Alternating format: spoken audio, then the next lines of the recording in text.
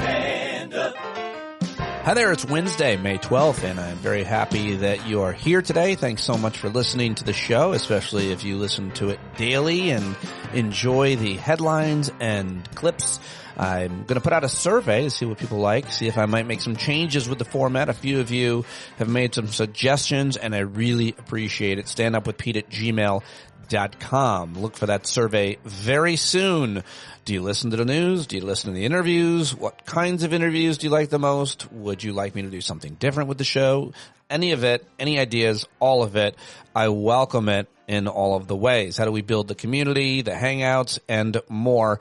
All right. Well, today I've got Andrew Spar joining me. He is a good friend of mine. He's the president of the biggest teachers union in Florida, Florida Education Association, one of the most inspiring leaders I've ever met, been around. I'm very proud to call him a friend. We had a great conversation, and if you want to jump to it, it begins at 27 minutes. But first, I've got your headlines and a clip show. Let's get started with reporting from the New York Times and other places, but I'll read it from the New York Times, where they say U.S. inflation is jumped as the Iran war drives up energy costs. Daily life in America getting more expensive, according to the latest inflation report from the Labor Department. Consumer prices rose 3.8% last month from a year earlier, their fastest rate in nearly 3 years, outpacing U.S. wage growth. Productivity is rising at a brisk pace, but the share of national income that goes to workers has sunk to its lowest point on record. The price increases were driven largely by energy costs, which have shot up sharply since the U.S. went to war with Iran. Airline fares are also up significantly, and the price of tomatoes even surged nearly 40% over the last year because of bad weather, high tariffs, and climbing transportation costs, which is why I'm going to grow as many tomatoes as I can this year. I've decided that's one of the things I think I'm going to want to do, and I'm going to can some tomatoes. At least I'm going to try. I've always tried to grow tomatoes. Some years I've done better than others, but this year, to save money and maybe save some for the winter, maybe some sauce, huh? Well, the commander-in-chief said today that he doesn't worry about the economic hardship Americans feel as a result of the war and did not factor even a little bit into his negotiations with Iran. I don't think about Americans' financial situation, Trump said. I think about one thing. We cannot let Iran have a nuclear weapon. So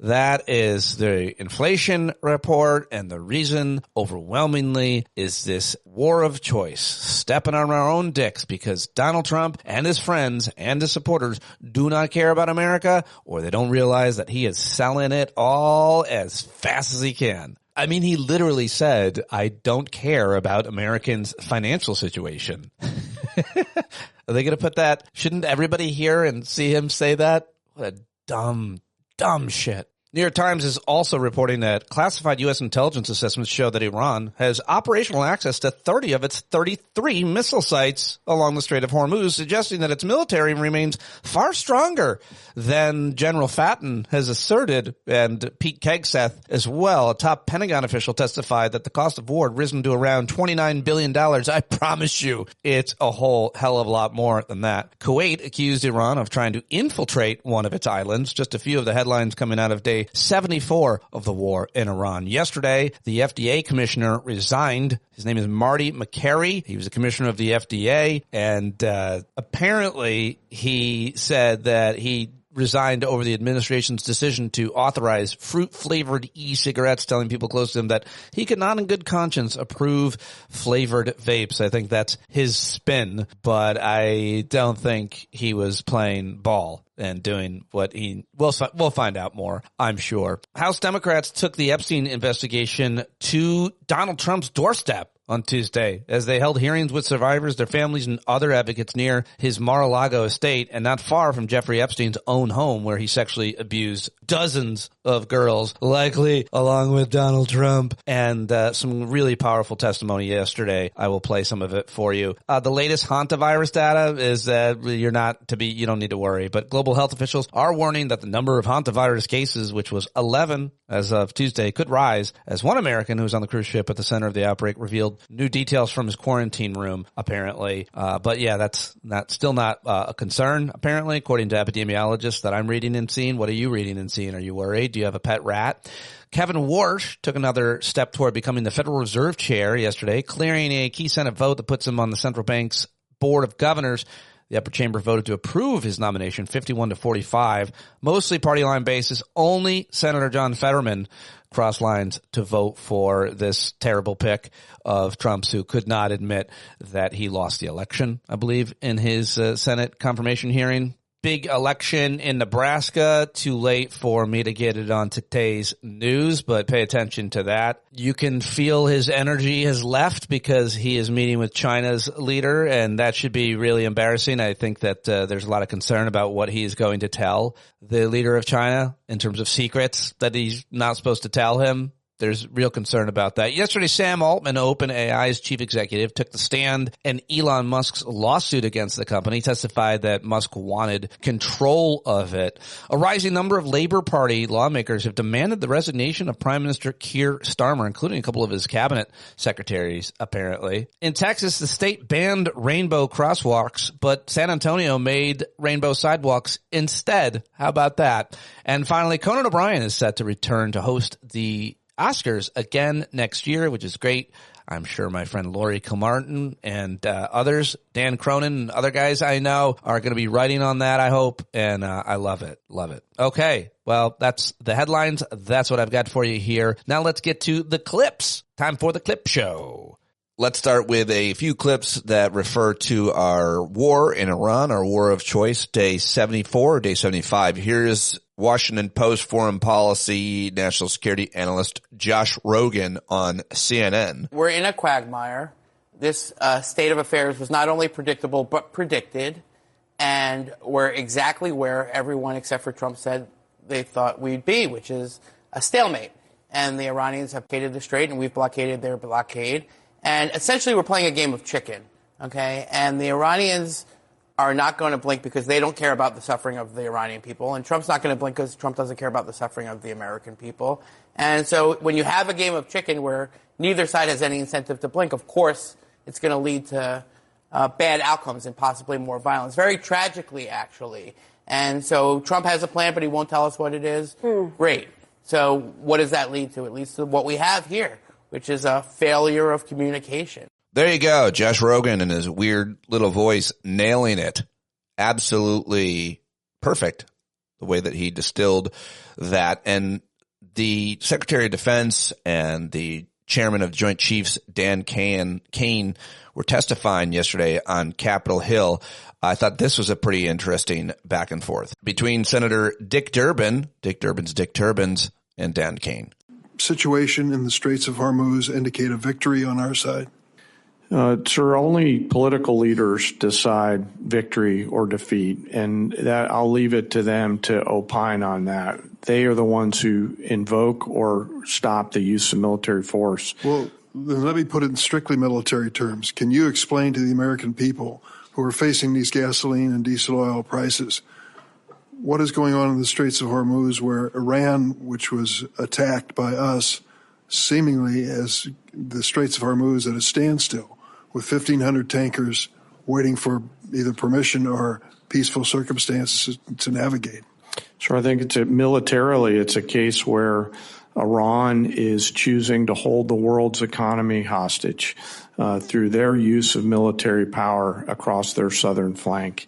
And so I would encourage Iran to reconsider that. And I would encourage those allies and partners who have an opportunity to come assist with that tactical problem to do so. Could you explain to the American people why, with the vast investment we've made in national defense and military, how Iran, after they've been attacked by us, is still capable of stopping the traffic in the Straits of Hormuz? Well, sure, it's a complex situation out there with a lot of different small boats that are out there and other capabilities.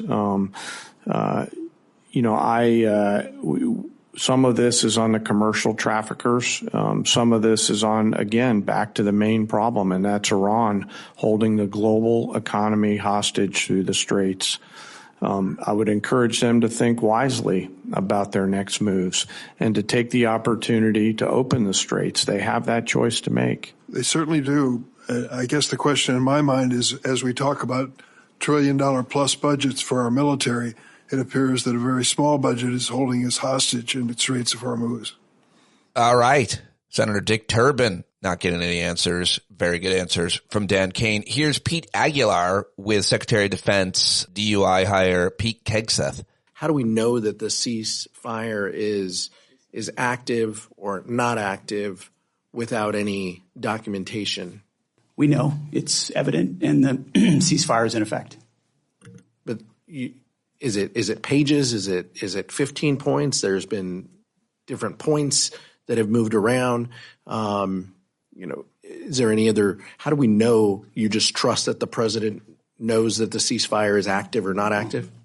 As you know, for the most part, a ceasefire means the fire is ceasing, and we know that has occurred while negotiations occur, and there are lots of different discussions with our negotiating team that are happening. I'm there when those discussions are occurring, different drafts, different perspectives.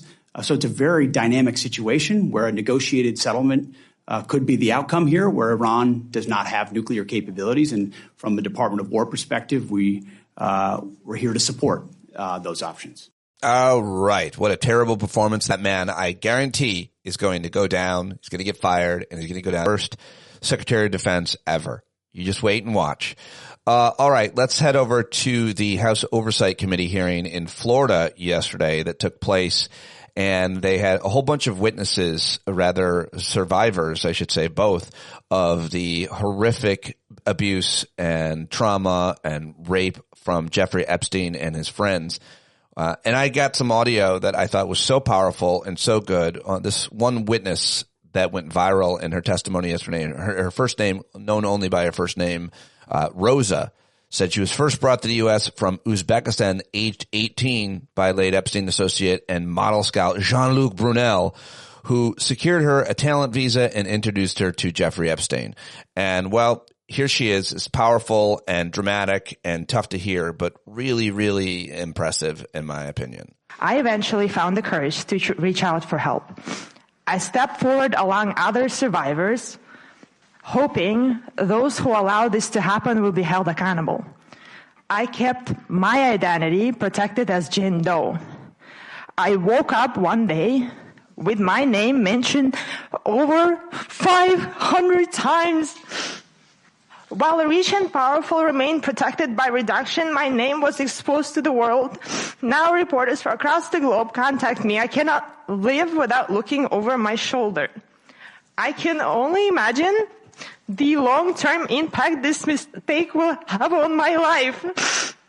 Yeah, very emotional, very hard to hear. But then she said this, and she starts with this anecdote, this story from the past. And when I listened to it, I was like, where is she going with this? She goes somewhere very important, and it's strong how she ends here, and dramatic and powerful, and I'm very happy I watched it. I wanted to be a doctor when I was a kid. So I want to end this statement with a story. In 1800, the doctor named Ignaz Semmelweis discovered something life-saving. He realized that the doctors who were performing autopsies and then immediately delivering babies without washing their hand were carrying cadaverous particles, causing women die in agony. He had evidence, he had solution. He begged the medical establishment to wash their hands to save lives. But the doctors were offended. They found it easier to protect their own reputation and maintain the status quo than to admit they were the ones causing harms. They chose their pride over the life of women, and Dr. Semmelweis was ignored, ridiculed, and eventually cast out. I see the same patterns happening today with handling of these files. Releasing my name while redacting the name of other powerful is not a mistake, it's a choice. It's a choice to prioritize the comfort of an institution over the safety of the survivors. The evidence is right here, yet those in power rather us die socially, emotionally, and physically, than admit their own complicity. I am no longer a Jane Doe, hiding in the files. I'm a woman, I'm a fighter, and I'm a witness, and I'm begging you, please wash your hands.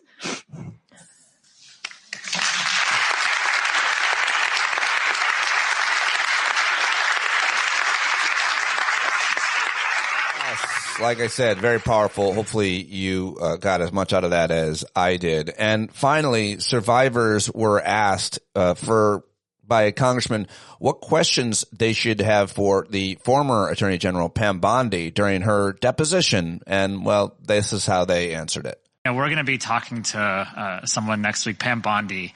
And so do you have any suggestions on what we should ask her tomorrow? We can start on Ms. Wild or anyone who'd like to answer that. I think there's a lot to ask her, right? But do we believe anything that's going to come out of her mouth? Let's pretend yes. Yeah, okay. I definitely... Why? Who are we covering for? Like, you were willing to lose your job to cover up for these people. What do they have on you? Because I'd like to know. You're a woman. You're a mother. And you look at us, you couldn't even look at the survivors. So what's your part in this? Can I add to that? Process.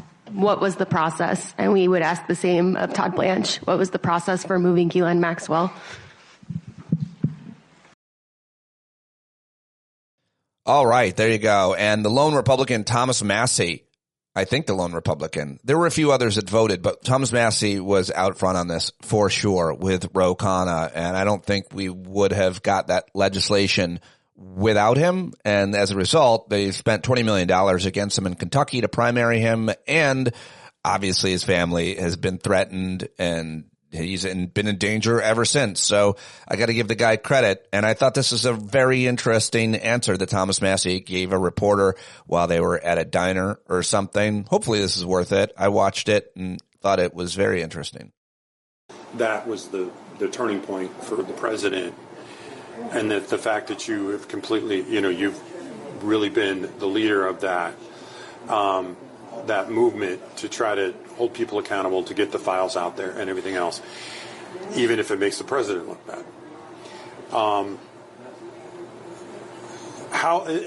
Express to me how important this issue is to you, given that this, for lack of a better term, could be the hill you die on, if you know what I mean. It could be the one issue that causes you to lose. Right. Obviously, it's that important to you. You want to talk about that for a minute? Yeah. None of my motivations for the Epstein Files Transparency Act has been political, ever. In fact, there were Republicans who wanted to make it about Bill and Hillary Clinton, and there were Democrats who wanted to make it about Donald Trump. Ro Khanna and I excluded them from our press conferences. We didn't want it to become a political football. Because we knew the only way we could get it passed is to keep it from becoming a political football. Now, a lot of people, as soon as the files came out, the first key word they put in there was either Bill Clinton or Donald Trump. Those aren't the search terms I use because I care about getting justice for the survivors. We did 2 press conferences with them in Washington, D.C., and that's when I decided to redouble my efforts. I mean, at the age of 14, these girls that were being sexually abused by Jeffrey Epstein were told if they could go find another girl to take their place, then they wouldn't have to be sexually abused. And some of them took that deal. And it's one thing to be evil to a child. It's another thing to get a child to do evil. And there are degrees of evil involved here that we've never seen at this scale. I think it's bigger than Watergate. It's bigger than Iran-Contra because it spans 4 presidencies. It's not about Joe Biden or Donald Trump. This happened under presidents before them. The light sentence that was given to Jeffrey Epstein in 2008 that allowed him to basically victimize hundreds of more women. We want to know, why was he given that light sentence? And so this started out for me as something that I thought should be done, but it turned into something more once I met the survivors and heard their stories. And it's something, by the way, we passed a law. I didn't get a congressional subpoena done. I didn't form a committee that's going to dissolve at the end of this Congress like a subpoena would. This is a U.S. law that passed both chambers and signed by the president. The reason that's important is because it will outlast this Congress. Even if I don't get reelected, I can sit at home and watch what happens, because the next attorney general is still obligated to release the files that this attorney general still refuses to release. In fact, the next attorney general can prosecute this attorney general under the Epstein Files Transparency Act and associated other laws against conspiracy and cover-ups. So it's been important. It's fundamental. I don't think people realize in this country how fundamental it is. You see, Prince Andrew's lost his title. He's been arrested. The British ambassador to the United States, literally the most important link between two countries, fired and arrested. Former Prime Minister of Norway indicted. Minister of Culture from France. And what were they arrested for or indicted for? Not for sexually abusing girls or women or for sex trafficking, but for mishandling state affairs. And I think when you get down to the bottom of this is what's deeper and darker than even the sexual predation that you saw Jeffrey Epstein engaged in, is our governments were compromised around the world by wealthy, connected billionaires and by Jeffrey Epstein himself. There you go, Thomas Massey, and that is the Epstein chunk. But a lot of talk yesterday, and that's good. That's important.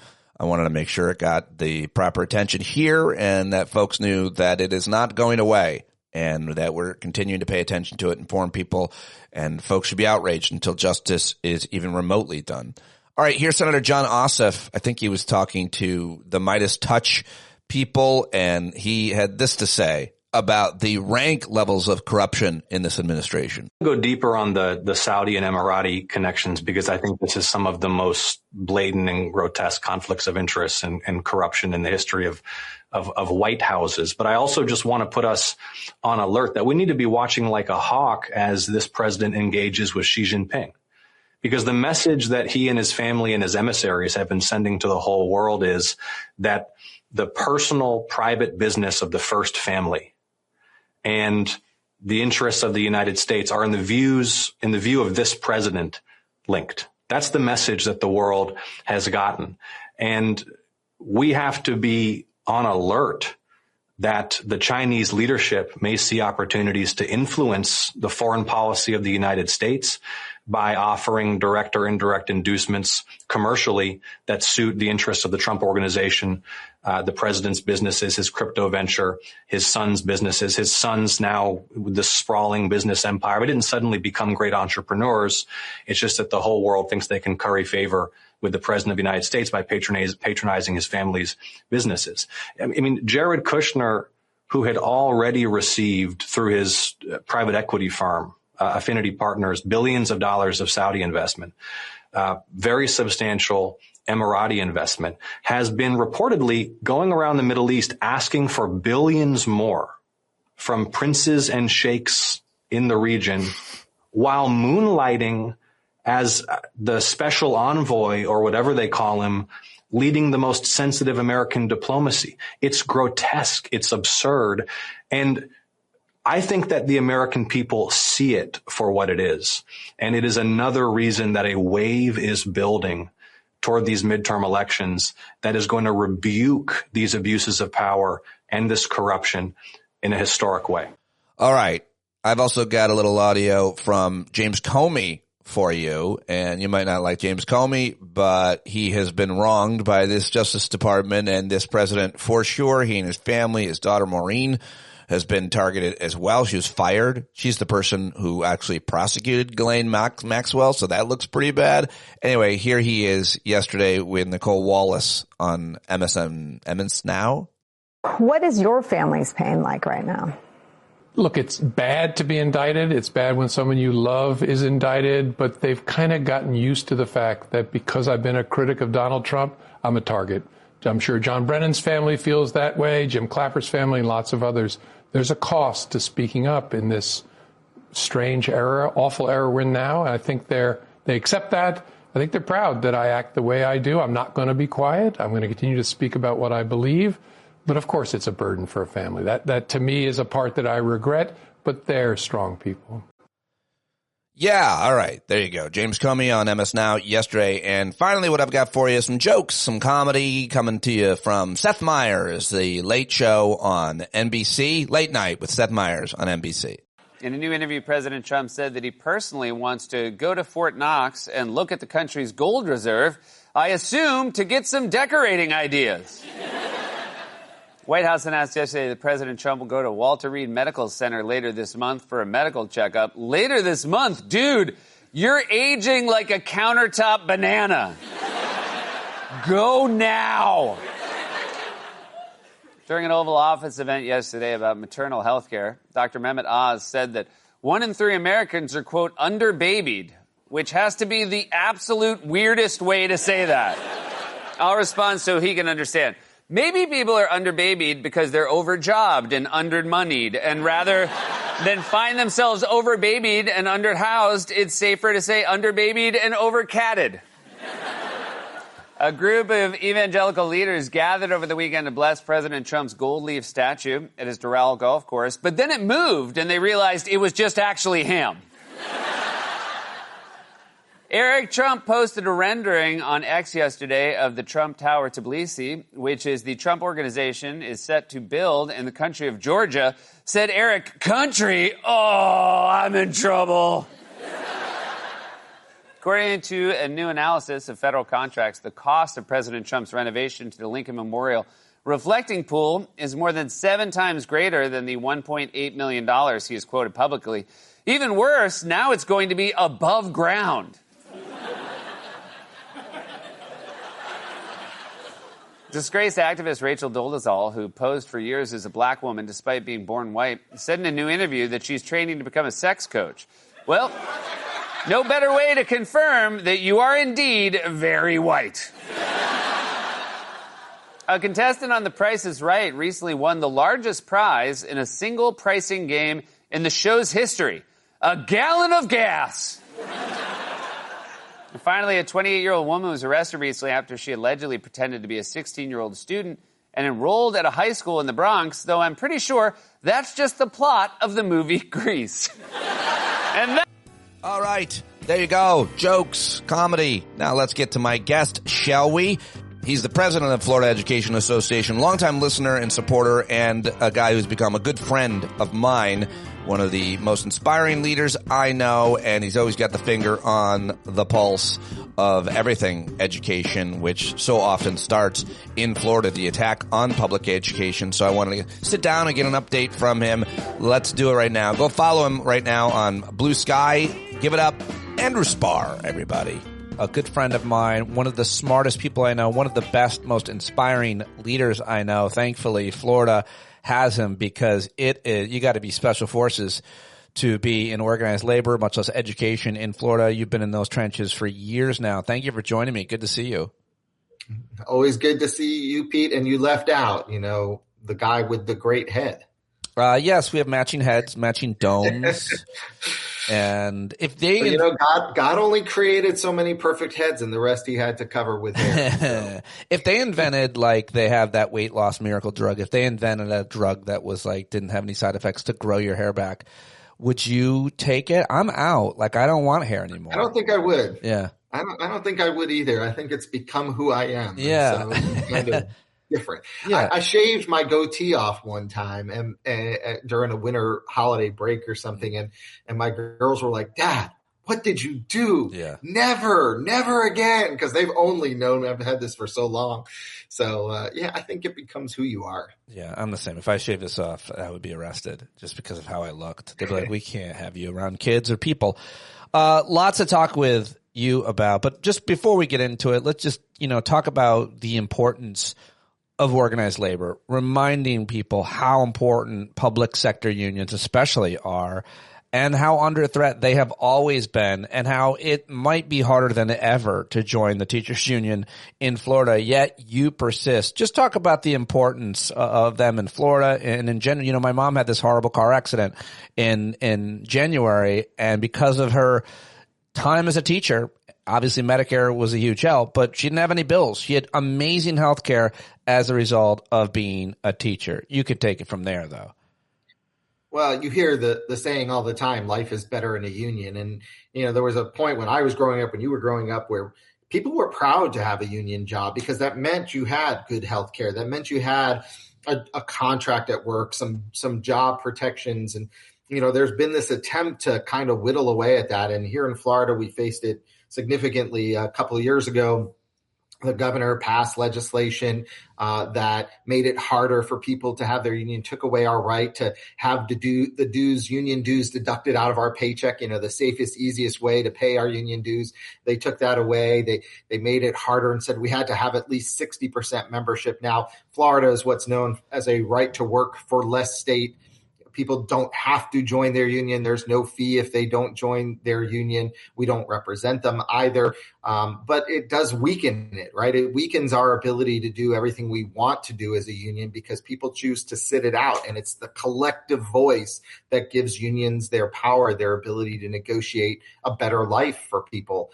And in education, I think unions are so important. I talk about this a lot, especially we're going to talk about this lawsuit we filed, but this is one of the things. In education in Florida, a contract guarantees planning time for teachers in our elementary schools. And so, for example, what happens during planning time? Well, that's when kids get music, art, and PE. So contracts don't just benefit the educators. It also benefits the students in a lot of ways. It has planning time. It has guarantees for teachers to be able to call parents back and stuff like that. Before we get yeah. So, yeah, well said, all of it. Before we get to the lawsuit, I want to ask you just about Florida. What's going on down there? I mean, you're always like the place to start, especially when it comes to education, obviously, because they seem to try to destroy private education first in Florida. But obviously, I just got to ask you about how the gutting of the Voting Rights Act has affected Florida, and how it is landing there for you, for your members, for your family. Yeah, so Florida is it's interesting right now in Florida. I guess that's the best way to describe it. We're no longer allowed to ask each other, how are you doing? Because in Florida, that's not always the best question for people, for people, unless you're retired and have a really good nest egg that's doing well in the stock market, right? Someone just was telling me, I guess the McDonald's CEO recently said something about how we're becoming a society where the top 1% are doing really well and everyone else is struggling. And, it's kind of ironic because McDonald's pays low wages, which leads to people struggling. But in Florida, I think most Floridians right now are struggling really badly. We're struggling with stagnant wages, which is not just true for educators. I think it's true for all Floridians, struggling with increased. Florida leads the nation in health insurance costs. Remember that time you were down here, Pete, and you were like, emergency rooms are advertising wait times? What is that? And yet healthcare is very expensive in Florida, one of the most expensive states in the nation, if not the most expensive state in the nation. So people are struggling with that. We're seeing that in our school districts too. A lot of our school districts, Broward County, is struggling right now. The president, Anna Fusco, is working really hard to try to protect their health insurance. Orange County in Orlando, there as well, big shifts. And the easy thing for school districts to do and any employer is just shift the cost onto the employee. Except when your wages are going up less than 2% a year, as they have under this governor in Florida, you shift those health insurance costs, people are going backwards. And that's what's happening. So people are frustrated with the stagnant wages, increasing grocery costs, increasing healthcare costs, increasing homeowners insurance costs. Rent is out of control in Florida. And what you're seeing average everyday Floridians, families leaving the state because they can't afford to live here anymore. And the people moving in tend to be people who have the ability to have two homes or have the ability to retire and have a nice nest egg because they've done well in states like New York or Massachusetts or Ohio or wherever. And they're coming down to Florida, and but the average everyday Floridian is struggling in Florida, and we're seeing it. I have some hope in this upcoming election because we're seeing people engaging in ways they haven't in a long time. And I think Republicans here have overplayed their hand by redistricting in Florida. They've They've taken 4 districts that were Democratic-leaning districts, made them Republican-leaning districts. But in order to do that, they've taken other solid Republican districts and made them Republican-leaning districts. And so I'm hopeful that Florida may actually surprise a lot of folks. And we have recently. We had a special election in which, Mar-a-Lago is now represented by a Democrat in the Florida House of Representatives. And that was big news. A lot of people talked about it because it's Mar-a-Lago. But I actually thought what was more interesting was a Florida Senate race in the Tampa Bay area.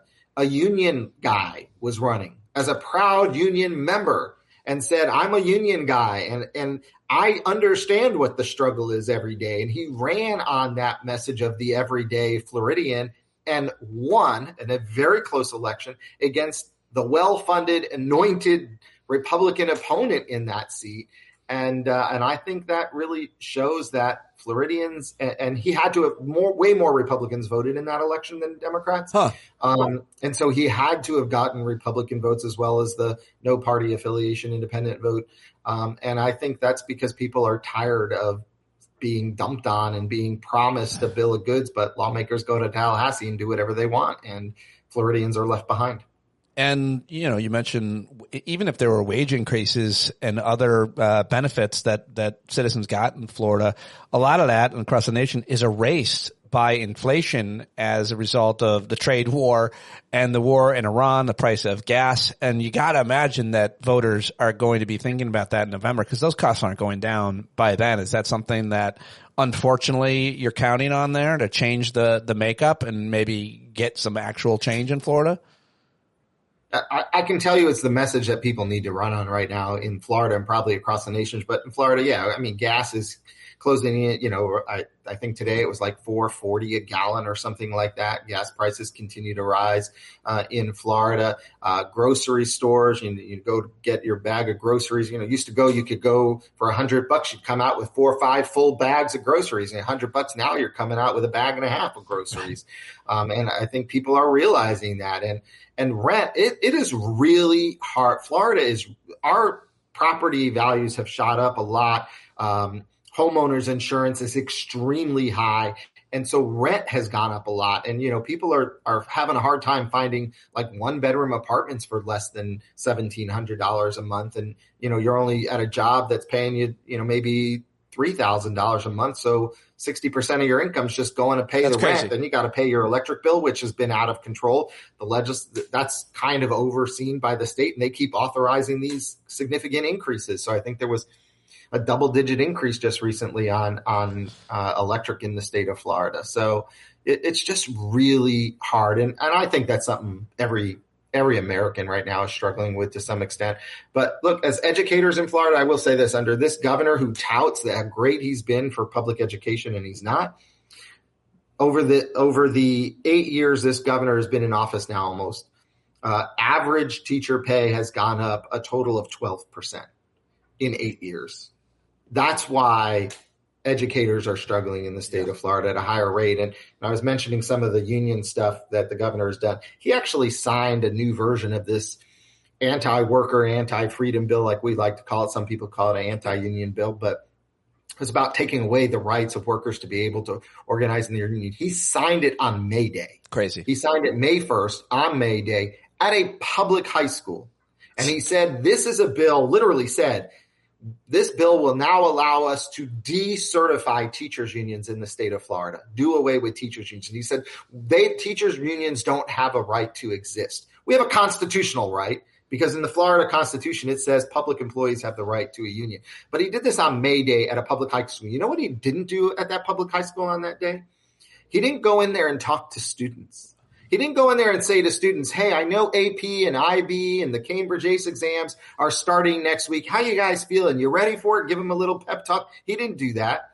He went there on a Friday right before Teacher Appreciation Week. He didn't go in there and say, hey, listen, all of you teachers, thank you for what you're doing. I really appreciate the sacrifices you're making. No, he didn't do that either. He didn't even sit down with the seniors who are graduating in a matter of weeks and say, I'm proud of you. You guys are going to do great. What do your future plans look like? He didn't acknowledge the purpose of the public schools. He went in there to infuse his politics. And that was just, I mean, it underscores what public school teachers and staff in this state have really had to deal with in the past 8 years. To be fair, he's pretty awkward socially, and he probably wouldn't be well received by any of those demographics that you mentioned. So meanwhile, you're going into schools across the state, traveling that state. Nobody travels Florida more than you. And most recently, you've filed a lawsuit. Talk to me about this. Yeah. So, Pete, and your audience knows, because I've been on so many times, the frustration that we have here in the state of Florida. What we've seen over the last 25 plus years in the state of Florida under this so-called education reform movement is we saw our education law book, the pages in our education law book, the number of laws that public schools must follow, the pages have more than doubled. They went from a little over 680 pages to 1,408 pages of laws that public schools must follow. Some of those laws are good. I'm not going to say they're not, but a lot of them are burdens. It has to do with 20 laws on how to pay teachers, which has led to this low teacher pay situation in Florida. In fact, recently, just a couple of weeks ago, the National Education Association came out with their salary rankings. For the third consecutive year, Florida ranks 50th in the nation out of the 50 states and Washington, D.C. in the average teacher pay. 41st in the nation in funding for our schools. And so kind of fed up with that whole mindset.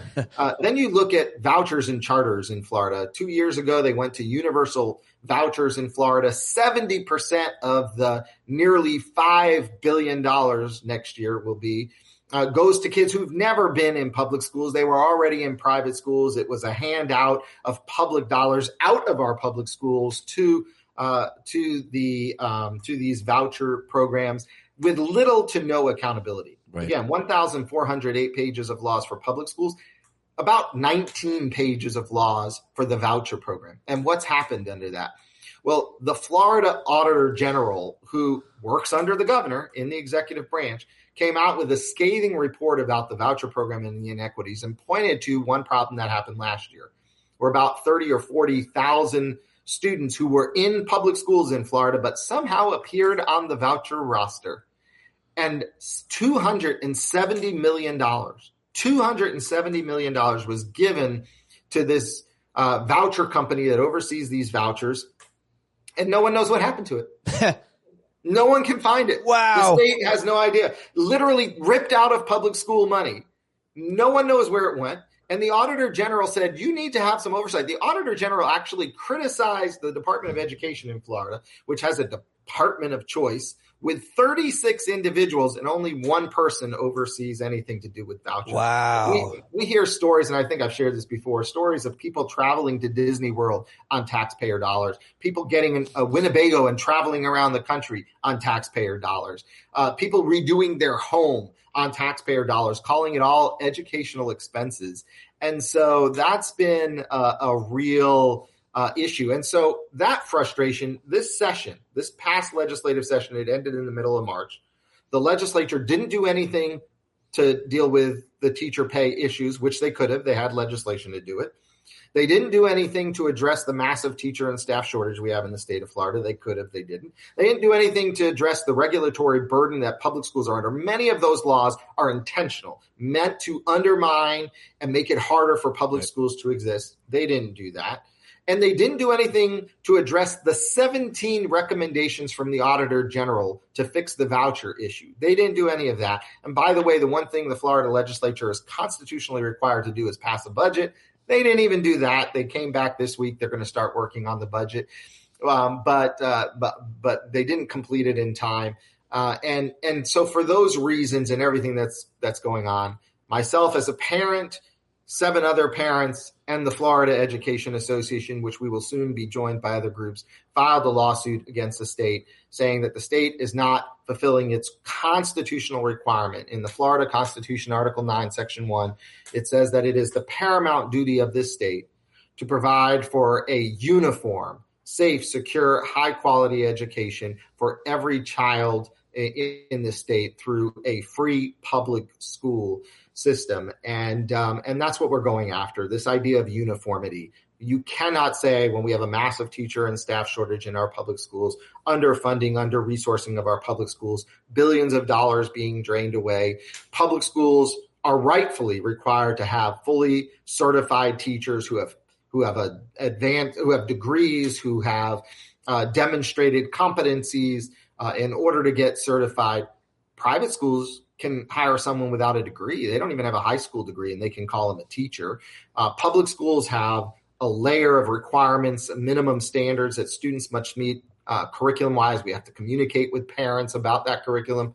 Private schools can go to Walmart and buy a workbook and call it a curriculum in the state of Florida. And the list goes on and on. And we have a list that goes several pages long of these inequities and really the unfairness to public schools in this process, and lack of transparency and accountability to parents and taxpayers for those vouchers and private schools. And at the end of the day, it's students who are losing out. What's the best case scenario with this lawsuit? Where do you want it to go? Where do you hope it'll go? Well, look, what we're really asking for is the courts to direct the legislature to ensure fairness and equity and to ensure consistency, which would mean the legislature would need to reevaluate the laws. If it's good for public schools, it should be good for vouchers and charter schools. Right. If it's not good for vouchers and charters, then it's probably not good for public schools. And there should be a layer of minimal expectation of standards, right? Minimal standards that any parent should expect from a school in the state of Florida. There should be some consistency. I know, I believe in New York, they test students who are in private schools or homeschool, take the same test as the students in the public schools. So you have an apples to apples comparison. In Florida, they have to take a test, but they don't have to report it. They don't have to do anything with it. We have private schools in Florida that have advertised as being accredited when they're not. And so they mislead parents. So we're saying there needs to be a layer of protection and minimum standards for parents. And then there needs to be some transparency and accountability to taxpayers. If you're taking public taxpayer money, we should expect as taxpayers a certain level of service in return for that. And we don't in the state of Florida right now. So that's what we're really looking for. Fairness, equity, and give public schools a chance to defeat. Stop disadvantaging public schools by laws that are placed with the sole intent of privatizing education. So crazy how there's such a different set of rules there and that it's been passed legally. The same issue has always been the case that Republicans and conservative-minded Americans want to privatize anything that's public. They want to take that money, that taxpayer money, and they somehow want to put it into private industry. It's the case with pretty much every public entity in the United States of America, and it's certainly been the fight that you've been on the front lines of with public education, right? Like, people might be asking as you're listing this out and as you're saying, why would they want to do that? Why would anybody want to, quote, destroy public education? That's why, right? Because they want the money. There's a lot of money that goes into public education because it costs a lot of money to run robust, well-run, comprehensive public education. They want that for themselves. They want to make it private schools. They want to make it charter schools. And they want to pay everybody less, and everybody gets less except for a few people and industries that are involved. How am I doing? No, you're 100% right. I actually put this. I'm going to see if I can pull up my Twitter account. I don't do a lot on Twitter. I do. I put stuff on Twitter, but I do it because I'm following you on Blue Sky now. I thought you were. I am on Blue Sky. I'm on everything, but okay. I stayed on Twitter. I know a lot of people came off Twitter. I stayed on Twitter because I think it's important for us to talk to all audiences. And there's a certain audience on Twitter these days. And, it's been very interesting to watch some of the interactions that I've had on Twitter. But this is something I put on Twitter that really sent some people on the far right who believe in profiting off of schools. This is what I put. I said, it's funny when we call for accountability and when we call for accountability and transparency of taxpayer-funded vouchers and charters, those who profit from those ventures say we are trying to destroy so-called school choice. Makes me wonder why they're afraid of being accountable. Well, the attack on this was something else, but here's the good news. They made sure 17,000 people saw that in their space. But they didn't really like the idea that we're calling them out. And I went even further, because then they were like, well, when public schools are not accountable, it's the private schools are, because when public schools, fail, they get extra money and private schools close down. Not true. And so I said, well, let's look at some facts. Florida's public schools are the only schools that welcome every student with open arms. Florida's public schools had a graduation rate of 93.8% last year. Non-public schools in Florida had a graduation rate of 78.4%. Wow. 15 points behind. So let's talk. Public schools in Florida can do a lot better. We all acknowledge that. Ask any teacher. We're under-resourced, understaffed, underfunded. We could do a lot better if we actually had support. But it's intentional that we're not getting the support. And these guys go ballistic when we start calling out the facts. And that's what this lawsuit is about. It's about calling out the facts. No more in Florida should students suffer because people want to profit. And in order for themselves to profit, they have to diminish and destroy public education so they can promote private charters, private schools, and anything that will get them money. Yeah. And then they accuse teachers. Literally, one guy came out today and said they're greedy. This is all about their money. The teachers, Florida teachers continue to teach in some of the worst conditions in the nation because they care about kids. Nobody can put a candle to that and say otherwise. Brady. No one. It's the hardest job. It's to walk a day in a teacher's shoes and talk to me about your greed. You won't last a minute in there, much less however many days you spend teaching in Florida's public schools, especially ones without air conditioning. Come on, son. It's ridiculous. Yep. It's all ridiculous. But I'm so happy that you continue to be on the case and leading. I think there's like, people are so pessimistic, and rightfully so, about just about everything. But then I think about people like you and your members that I've gotten to know really well at FEA, and other teachers, and the fact that there is a lot of possibility right now, and we need to take advantage. Now is not the time to look away. Now is the time to lean in. Do you agree? I mean, like, this is not as bad as it looks. It's pretty bad, and things are hard, but this is a very important inflection point, and I feel like too many people are giving up. Yeah, listen, nothing has ever been accomplished in this country, in this society, in this world without people engaging. The best changes that have ever happened have happened because people decided to stand up and step out. And that's what we need to do. And that's kind of what we're doing with this lawsuit and talking to educators. There are a lot of educators in Florida leaving the profession.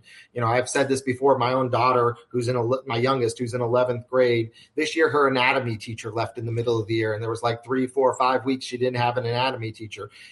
This is the fourth year in the last 5 years she's had a teacher leave or not started with a full complement of teachers. And that's not the exception to the rule, because so many teachers are saying, I can't do this anymore, and they're walking away. We're trying to get people to stay, and we're saying, join the fight, stand with us, stay, because what you do matters too much. And that's what we're going to continue to fight for. I am optimistic, as difficult as it's been in Florida, just to pay bills, just to get by, and to make sure that we have the best schools possible. Our future is counting on it. Our campaign is called Fund Our Future, Invest in Our Students, because we have to have a bright future, and it doesn't happen without strong public schools. Well said. Keep up the great work. I appreciate you joining me whenever you do, and you're the best. Andrew Spar. Go follow him, apparently on Twitter, on Blue Sky, on Threads. I like to watch you take your walks. You must be in such great health now. I'm trying, man. I get out every morning. My walk and talks. You can follow me on TikTok, Instagram. I love that. Facebook, I feel like even though we haven't talked in a while, I feel like I see you all the time doing those walks. I think they're great. I should have reached out and be telling you that, but keep it up, bud. I appreciate it. All right. Take care, Pete. Talk to you soon. All right, there he goes. Andrew Spar in his hotel room in Florida on the road. Very happy that I got a hold of him, and I hope that you learned as much as I did from every time I talk with him and all of my guests. You want to learn more? Check out the show notes. You can sign up for a paid subscription, write a rating or review of the show, and so much more. So go check it out. Thank you very much for being here. Support John Carroll and everybody else who is a creative person. A lot of links in those show notes to other listeners, subscribers who are, and that's all I have for you today. I will talk to you later on. Have a good one. Thanks for being here. Be the change you want to see, folks. trees, you got to stand up. Hey, you've been sitting so long, you got the creaky knees, you got to stand up. Stand up. I think you're driving wheels with leaking grease. Boy, you better stand up. Stand up. Well, there's a whole lot more of us who know what's right. They'll keep right on ignoring us if we keep sitting tight. You got to open up the window to let in some light. You got to stand up. That's right. You got to rise up. You got to stand up. You got to stare the devil straight in the eye. We got to let him know it's his turn to go. See it clear and all you hear is a lie. So get up off of your butt, get down off of your fence. And even if it ain't a very friendly audience, well, they'll begin to listen when you start making sense. And you stand up, stand up. No need to point your rifle to defend your town. Just stand up, stand up. You know they can't deny you what you're laying down. Oh, you better stand up, stand up. Show your face of every color, yellow, black, red, and brown. This is the place where every lost child will finally be found. There's only one thing to do before we stand our ground, and that's stand up, stand up. Well, the founding fathers saw a land for all. They had to stand up, they had to stand up. They had a keen imagination for a crystal ball, drawing all the plans of stand up. But all they had to go on was the time they were in, with other causes for laws, and since they weren't even sin, they knew that change was gonna come before the change could begin. They had to stand up. All right, they had to stand up. We got to stand up. We got to look the devil square in the eye. We gotta let him know it's his time to go, and make it clear when all we hear is a lie. Why you lying awake wondering where the money all went? It'll be the cost of freedom that'll go unspent. You can see him flee the scene of that experiment if you stand up. All right, we got to speak up, we got to reach up and raise your voice in every way you know how. Don't be toes up, you got to show up. Ain't no better time to do it but now. No need to pledge allegiance to no wanton tribe. Rise up, show obedience to the voice inside, and listen well and it'll tell you not to run and hide. It says stand